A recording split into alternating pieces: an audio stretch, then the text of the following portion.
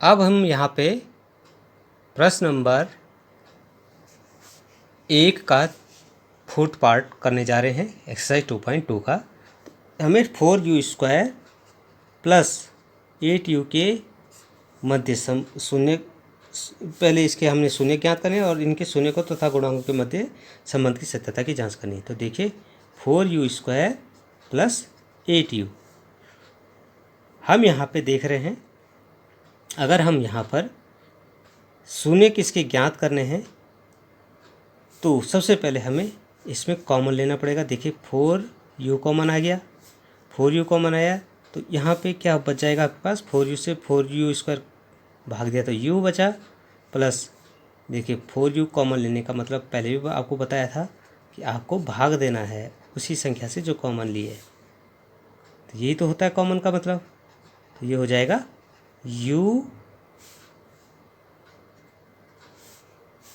देखिए 4 से 4 cancel, u से u² एक बार कैंसिल, u बार, प्लस u से u कैंसिल, 8 से 4 दो बार।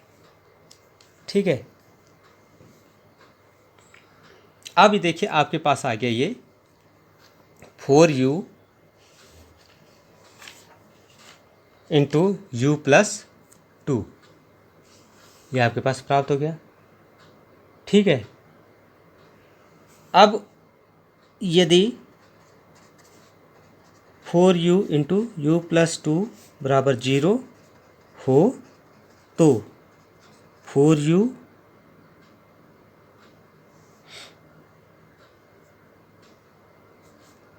बराबर 0 या 4u बराबर 0, तो इससे क्या आ गया, u बराबर 0 आ गया, या u प्लस 2 बराबर 0, इससे आ गया आपका -2। 4u इंटू u प्लस 2 0 होने का मतलब है कि ये भी 0 होंगे आपके पास। ठीक है, अब ये 0 आपके पास दिए हैं, या तो 4u 0 है या u प्लस 2 0 है। तो हमने पहले 4u को 0 लिया तो u बराबर 0 आ गया, और जब u प्लस 2 बराबर 0 तो u बराबर -2 आपको प्राप्त हो गया। तो बहुपद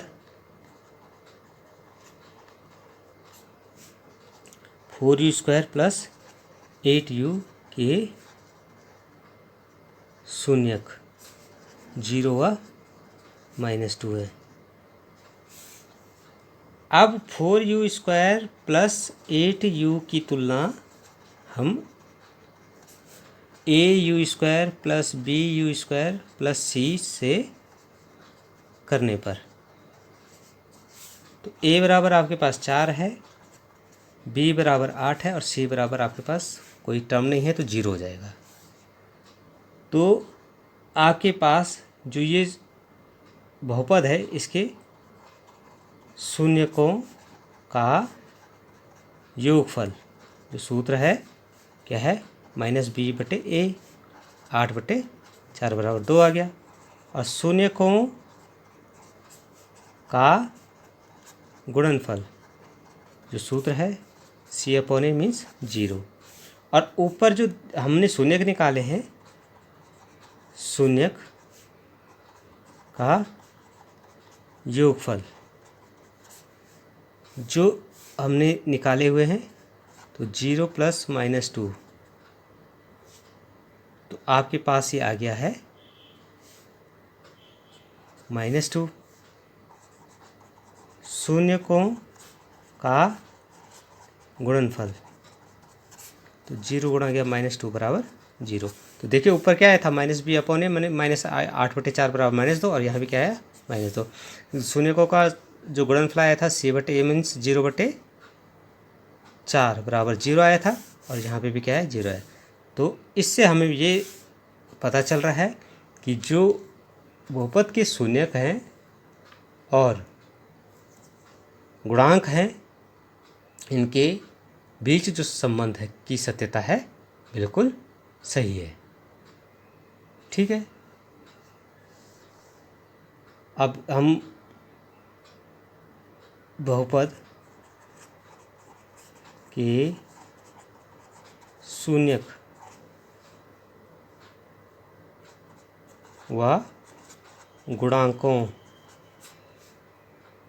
की बीच के उपयुक्त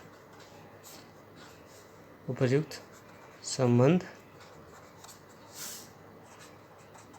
सत्य हैं। इस तरह से इन क्वेश्चंस को हम सॉल्व करेंगे। इसमें एक आपके पास फिफ्थ पार्ट है, उसको भी देख लीजिए। फिफ्थ पार्ट कैसे करना है। हमारे पास दिया हुआ है कि जो बहुपद है t² माइनस 15, यह हमारे पास दिया हुआ है। ठीक है, तो इसके शून्यक ज्ञात करने हैं तो इसके हमें गुणनखंड करने पड़ेंगे। तो ये हो जाएगा t² माइनस √15 का स्क्वायर। तो इसको हम लिख सकते हैं t² माइनस √15 का स्क्वायर a² माइनस b² बराबर a plus b a minus b, ये हमें पता है। तो इस तरह से जो हमारे पास दिया हुआ गुणनखंड है उसको हम लिख सकते हैं t + 15 रूट और t - 15 रूट, यह हमारे पास आ गया है। तो बहुपद t² माइनस 15 बराबर 0 हो तो t + √15 और t - √15 भी क्या होगा, 0 होगा। तो दोनों तो 0 नहीं होंगे, या तो t + √15 0 होगा, तो t बराबर क्या आ जाएगा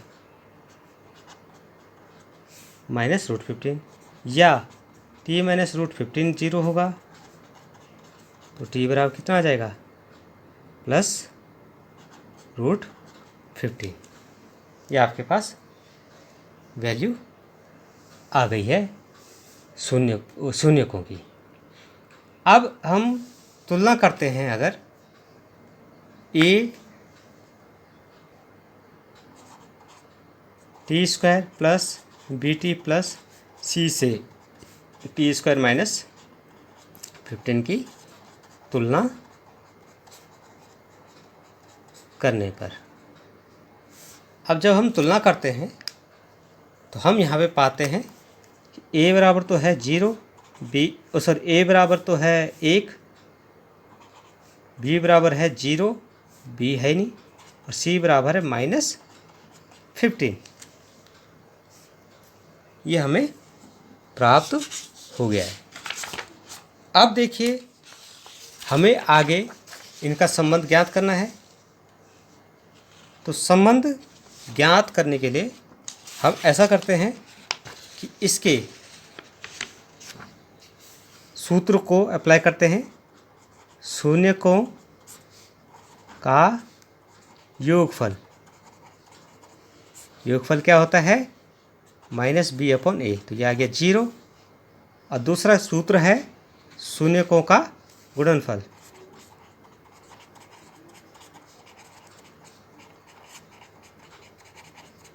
और ये होता है c/a मीन्स -15। अब जो दिए गए शून्यक हैं उनका हम योगफल और गुणनफल निकालें। जो हमने अभी शून्यक निकालते, तो योगफल क्या है आप देख रहे हैं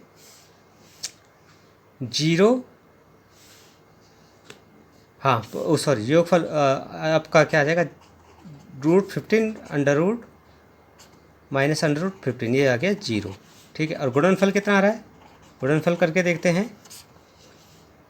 तो √15 गुणा गया -√15, तो √15 इंटू √15 15 हो गया, और माइनस आपके पास। तो आप देख रहे हैं ये वैल्यू बराबर है और ये वैल्यू भी आपके पास इक्वल है। अतः संबंध की सत्यता की जांच सही है। कहने का मतलब है जो संबंध हमने निकाला था वो बिल्कुल सही है। इस तरह से इन क्वेश्चंस को आप सॉल्व करेंगे।